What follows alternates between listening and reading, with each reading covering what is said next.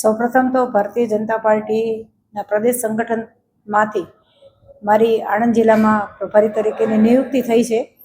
એ માટે હું મારા પ્રદેશ સંગઠનનો ખૂબ આભાર માનું છું. આજે પહેલી વખત આણંદની મુલાકાતે આવી છું.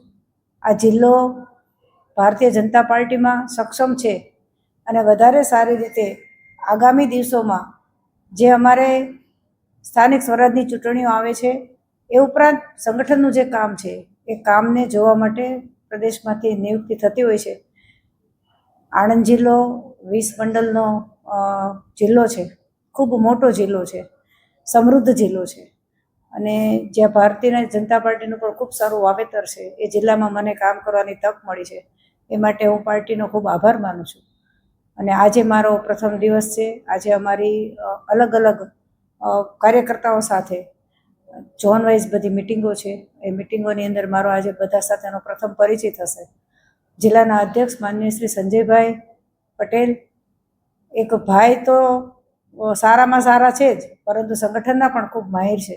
એમની સાથે મને કામ કરવાનો મોકો મળ્યો છે. એ પણ મારા માટે બહુ ઉત્તમ તક છે એમ હું માનું છું. હું પણ જિલ્લામાંથી કંઈક શીખીશ અને પાર્ટીને સમર્પિત કરીશ એવી ભાવના સાથે આજનો મારો પ્રથમ દિવસ છે. એને હું કાયમ સફળ બનાવીશ અને પાર્ટીમાં જે ઈચ્છે છે એ પ્રકારે મારું કામ કરીને બતાવીશ. ધન્યવાદ.